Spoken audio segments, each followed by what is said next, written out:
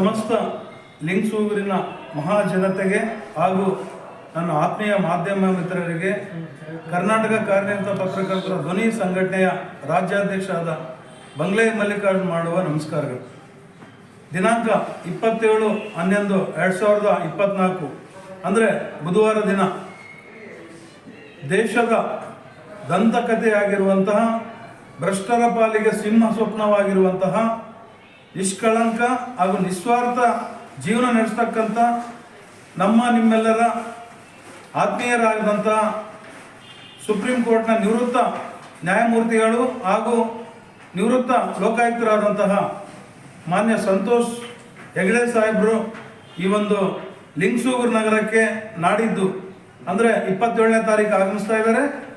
ಪತ್ರಕರ್ತರ ಜಿಲ್ಲಾ ಸಮಾವೇಶ ಉದ್ಘಾಟನೆಗೊಳಿಸುವುದರ ಜೊತೆಗೆ ಇಲ್ಲಿನ 700ಕ್ಕೂ ಅಧಿಕ ವಿದ್ಯಾರ್ಥಿಗಳೊಂದಿಗೆ ಇಲ್ಲಿನ ಶಂಕರೆಡ್ಡಿ ಕಲ್ಯಾಣ ಮಂಟಪದಲ್ಲಿ ಸಂವಾದ ಕಾರ್ಯಕ್ರಮ ಇದೆ. ಈ ಅರ್ಥಪೂರ್ಣ ಕಾರ್ಯಕ್ರಮಕ್ಕೆ ಲಿಂಗಸೂಗೂರಿನ ಮಹಾಜನತೆಗೆ ಹೃದಯಪೂರ್ವಕವಾಗಿ ಆಹ್ವಾನಿಸ್ತಾ ಇದ್ದೀನಿ. ಅದೇ ರೀತಿಯಾಗಿ ನನ್ನ ಎಲ್ಲ ಆತ್ಮೀಯ ಮಾಧ್ಯಮ ಮಿತ್ರರಿಗೂ ಇದರ ಮುಖಾಂತರ ಅವರಿಗೆ ಹೃತ್ಪೂರ್ವಕ ಸ್ವಾಗತ ಬಯಸ್ತಾ ಈ ಕಾರ್ಯಕ್ರಮಕ್ಕೆ ಆಹ್ವಾನ ನೀಡ್ತಾ ಇದ್ದೀನಿ.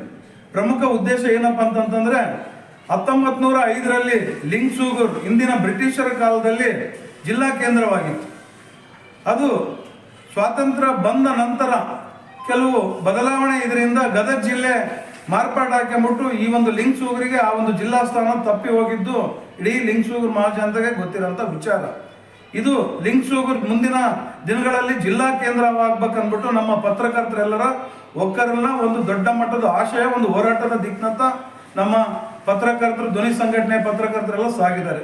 ಈ ನಿಟ್ಟಿನಲ್ಲಿ ನಾವೆಲ್ಲರೂ ಆ ಒಂದು ಕಾರ್ಯಕ್ರಮಕ್ಕೆ ದೃಢ ಹೆಜ್ಜೆ ಇಡ್ತಾ ಇಲ್ಲಿನ ಸಮಸ್ತ ಮುಖಂಡರು ಹಾಗೂ ಜನತೆಯೊಂದಿಗೆ ನಾವಿದ್ದೇವೆ ಅಂತ ಹೇಳೋದ್ರ ಜೊತೆಗೆ ಮಾನ್ಯ ಸಂತೋಷ್ ಹೆಗಡೆಜಿ ಅವರನ್ನು ಈ ಒಂದು ಹೋರಾಟಕ್ಕೆ ಒಂದು ಬೆಂಬಲ ಸೂಚಿಸಿ ಮುಂದಿನ ದಿನ ಹೋರಾಟಕ್ಕೆ ಅವರನ್ನು ಈ ಒಂದು ಹೋರಾಟದಲ್ಲಿ ಸಾಕ್ಬೇಕಂದ್ಬಿಟ್ಟು ವೇದಿಕೆ ಮುಖಾಂತರ ಅವ್ರನ್ನಲ್ಲಿ ಮನವಿ ಮಾಡ್ತೀನಂತ ಈ ಸಂದರ್ಭದಲ್ಲಿ ಹೇಳೋ ಜೊತೆಗೆ ಶೈಕ್ಷಣಿಕ ಕೇಂದ್ರವಾಗಿರುವಂಥ ಈ ಲಿಂಗಸೂಗೂರು ಕ್ಷೇತ್ರ ಅನೇಕ ವಿದ್ಯಾರ್ಥಿಗಳು ಅನೇಕ ರೀತಿಯ ಕಾನೂನಿಗೆ ಸಂಬಂಧಪಟ್ಟಂಗೆ ಇನ್ನಿತರ ವಿಚಾರಕ್ಕೆ ಸಂಬಂಧಪಟ್ಟಂಗೆ ಅವರನ್ನು ಪ್ರಶ್ನೆ ಮುಖಾಂತರ ಸಂವಾದ ನಡೆಸ್ತಾ ಇದ್ದಾರೆ.